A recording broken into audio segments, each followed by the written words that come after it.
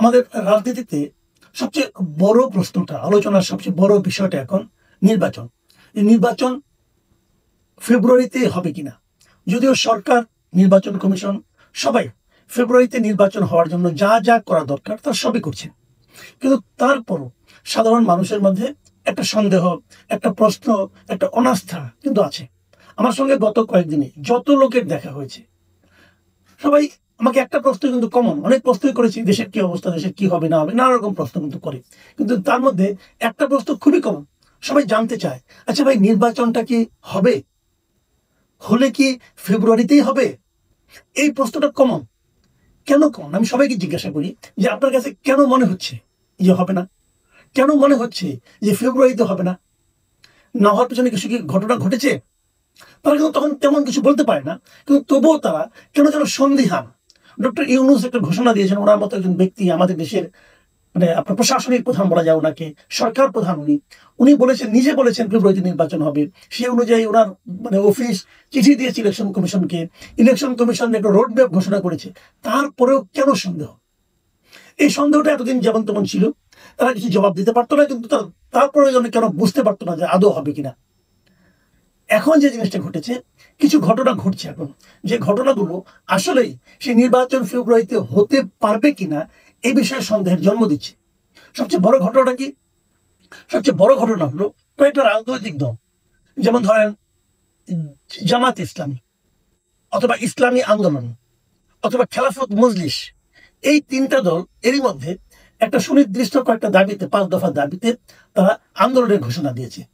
তারা মানে সবাই একই রকম আন্দোলন। সে আন্দোলনটা হলো 3 দিনের একটা কর্মসূচি তারা ঘোষণা করেছে। যেমন 18 সেপ্টেম্বর তারা ঢাকায় সমাবেশ করবে, বিক্ষোভ করবে। 19 সেপ্টেম্বর সকল বিভাগীয় শহরে বিক্ষোভ করবে, এবং 26 সেপ্টেম্বর তারা সব জেলা উপজেলায় বিক্ষোভ মিছিল করবে। কেন বিক্ষোভ করবে? তাদের কয়েকটা দাবি। দাবিগুলোর মধ্যে কি আছে? তারা পিআর পদ্ধতিতে নির্বাচন চায়। এর মধ্যে খেলাফত মজলিসের সঙ্গে একটু ডিফারেন্স আছে। যেমন জামায়াতে ইসলামী এবং ইসলামী আন্দোলন তারা চাচ্ছে যে আসলে যে জাতীয় সংসদ নির্বাচনটা, এটাও পিআর পদ্ধতিতে হবে। খেলাফত মজলিস বলছে না, উচ্চ কক্ষে পিআর হলে চলবে। এটা নিয়ে তাদের মধ্যে একটু পার্থক্য আছে। আর অন্যান্য ক্ষেত্রে তারা একমত, একসঙ্গে যারা আন্দোলন করছে, সেই দাবিগুলো কি?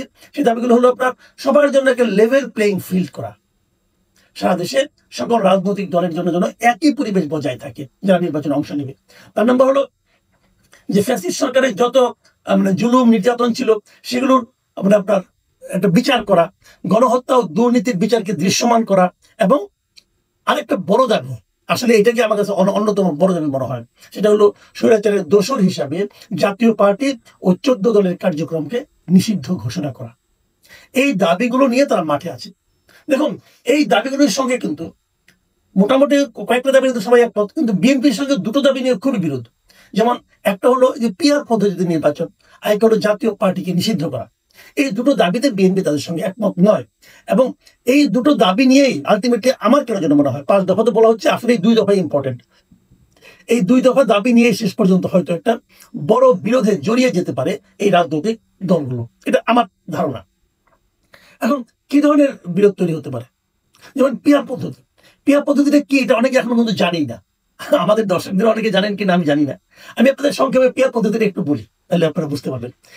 এটা হলো গিয়ে, ধরা যাক এ দল এবং বি দল, 2 দলের মধ্যে ভোটের পার্থক্য। ধরেন একটা আসনে একজন পেল 1,20,000, আরেক দল পেল 1,19,000। পার্থক্য কত? 1,000। এখন 1,000 ভোট পার্থক্যের জন্য এখান থেকে কিন্তু ধরেন এ দল পেল 1,000 বেশি, সে বিজয়ী হয়ে গেল। আরেকটা জায়গায়, আরেকটা আসনে, সেখানে হয়তো এরকম 2,000 পার্থক্য, সেখানেও এ দল জিতে গেল। তাহলে দেখেন, এখানে 1,19,000 ভোট পাইল সে। এই 1,19,000 লোক কিন্তু বি দলকে সাপোর্ট করেছিল। এই 1,19,000 লোক যারা তাকে সাপোর্ট করার পরেও তার দল হেরে গেল, এরকম কিন্তু সব ইয়ে থেকে কিন্তু হতে পারে। তখন দেখা যাবে 12 কোটি ভোটারের মধ্যে একটা দল হয়তো মানে আপনার 6 কোটি ভোট পেয়ে, অথবা আপনার 5 কোটি ভোট পেয়ে, হয়তো তাদের 4 কোটি ভোট পেয়ে সে হয়তো মনে করেন 200 আসনে, 300 মধ্যে 200 আসনের মধ্যে জিতে গেল। আরেকটা দল সে হয়তো আপনার 4 কোটি জায়গায় তার সে হয়তো মনে করেন 3 কোটি 90 লক্ষ পেল, পেয়ে সে হয়তো মাত্র 40টা আসনে জিতে গেল। তাহলে ভোটের পার্থক্য মাত্র 10 লাখ, কিন্তু আসনের পার্থক্য 160টা। তো এই যে 3,90,00,000 তাকে সাপোর্ট করলো, তাদের বক্তব্য, তাদের যে কণ্ঠটা, তাদের যে চিন্তাটা, তার রিফ্লেকশন জাতীয় সংসদে কোথায়? এই সমস্যাটাকে সামনে নিয়েই কিন্তু পিয়ার পদ্ধতি আবিষ্কৃত হয়েছিল, এবং তারা বলেছিল যে যত শতাংশ ভোট পাবে সেই আনুপাতিক হারে সেই দলটা জাতীয় সংসদে প্রতিনিধিত্ব করবে। যদি মনে করেন 10 কোটি ভোটের মধ্যে কেউ 4 কোটি পায়, তাহলে সে 40% আসন সে পাবে। তার মানে ধরেন আপনি যদি 300 আসন হয়, তাহলে 120টা সে পাবে। এইভাবে হিসাবটা হবে আর কি। আর যে আপনার মনে করেন 30% পাবে, সে 90টা আসন পাবে। তো এইটা ছিল সহজভাবে বললাম, কিন্তু এটার অনেকগুলো সংকট আছে। সংকটটা হলো কে আসলে সংসদে প্রতিনিধিত্ব করবে, এটা ঠিক করে দিবে নির্বাচনের পর সেই রাজনৈতিক দলটা। এখন একটা দল মনে করেন রংপুরে ধরেন আপনার একসময় জাতীয় পার্টি খুব প্রভাব ছিল, কিন্তু সে রংপুরে হয়তো 10টা আসন পেয়ে গেল, কিন্তু সারা দেশের মধ্যে যে তারা হয়তো 5% ভোট পেল অথবা 2% ভোট পেল, তখন কিন্তু সে 10টা আসন পাবে না। এখন এই আঞ্চলিক এগুলো নানা রকম জটিলতা আছে, অথবা স্বতন্ত্র দল আছেন তাদের কি হবে, এটা নিয়েও একটা জটিলতা কিন্তু আছে। তো এইগুলি জটিলতা আছে, এই জটিলতাগুলো সমাধান করার মতো ব্যবস্থা আছে। সেটা যেটাই হোক, আপনি যদি আগে ভোটারের শতাংশের হিসাবটাকে মেনে নেন, তাহলে কিন্তু একটা সমাধান খুঁজে বের করা যাবে। কিন্তু আপনি যদি মেনেই না নেন, তখন আরেক ধরনের কথা। বিএনপির বক্তব্য হলো আগে যেভাবে চলছে সেভাবেই হোক, এখানে পেয়ার নিয়ে আলোচনা করার কোনো দরকার নাই।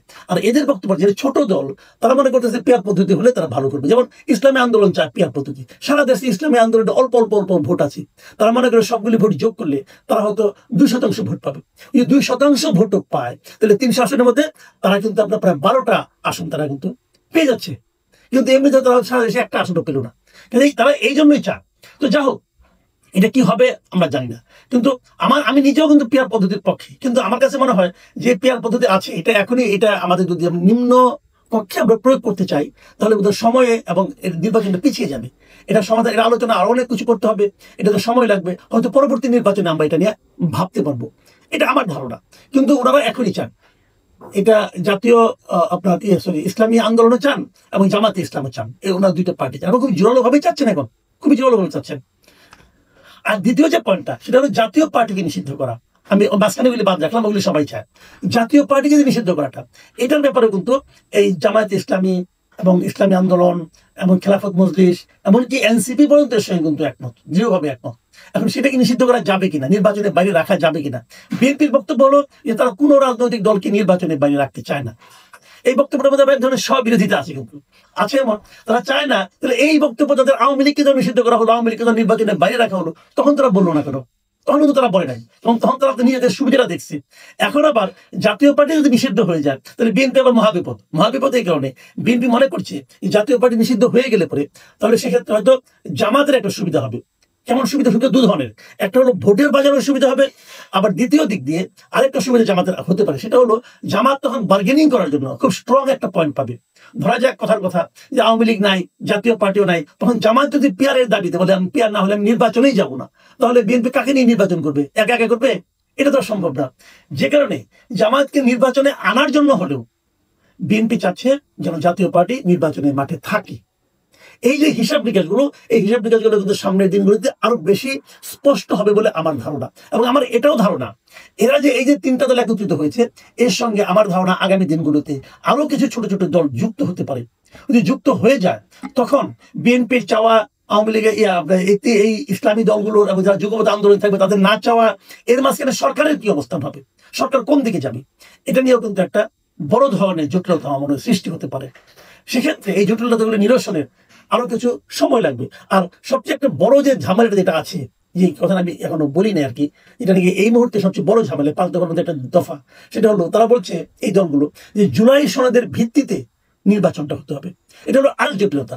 জুলাই সনদ হলো অনেক কিছু, তারা অনেক কিছু চেঞ্জ করতে চেয়েছে, অনেক সংস্কার করতে চেয়েছে, সংবিধান সংস্কার কথা বলা হচ্ছে। সেই সংবিধান সংস্কার করে সেই সংবিধানের পরিবর্তিত যে সংবিধান হবে তার আলোকে নির্বাচন করতে হবে। এটা আবার বিএনপি চাচ্ছে না। বিএনপি বলছে না, নতুন যে গভর্নমেন্ট আসবে তারা সংবিধানে কি পরিবর্তন করবে না করবে এটা নিয়ে, এবং এই দাবিতে কিন্তু এনসিপিও খুব সোচ্চার। কাজে এই যে বিরোধগুলো আছে নির্বাচনের আগে, এই বিরোধগুলো মেটাতে না পারলে নির্বাচন আসলেই ফেব্রুয়ারিতে হবে কিনা, এটা নিয়ে কিন্তু আমার মনে একটা সন্দেহ আছে। আমরা যত সহজে ভেবেছিলাম যে ডক্টর ইউনূস বোধহয় রাজনৈতিক দলগুলোর মধ্যে একটা ঐক্যমত তৈরি করতে পারবেন, আমার এখন যেটা মনে হচ্ছে উনি সেখানে ব্যর্থ হয়েছেন, এবং ওনার কোনো ক্যারিসমেটিক কোনো উদ্যোগ আমি এখন পর্যন্ত দেখতে পাচ্ছি না। আমার বটম লাইনটা বলে শেষ করি আজকে আলোচনা। আমি সবসময় একটা কথা বলি, সেটা হলো জাতীয় ঐক্যের কথা বলি, যে ঐক্যবদ্ধ না হলে পরে কোনো জাতি অগ্রসর হতে পারে না। ডক্টর ইউনূস সাহেব সেই জাতিকে ঐক্যবদ্ধ করতে পারেন নাই। আমরা আওয়ামী লীগ আমরা দেখেছিলাম, আওয়ামী লীগ জাতিটাকে বিভক্ত করে দিয়েছিল মুক্তিযুদ্ধের চেতনা হুজুগ তুলে। এবং আমি ডক্টর ইউনূসকে দেখেছি, উনি জাতিকে আরো দ্রুত, আরো শার্পলি ডিভাইডেড করে দিয়েছেন। এই জাতির ভবিষ্যৎ কি হবে আমি জানি না। প্রিয় দর্শক, এখন এ পর্যন্তই। আল্লাহ হাফিজ।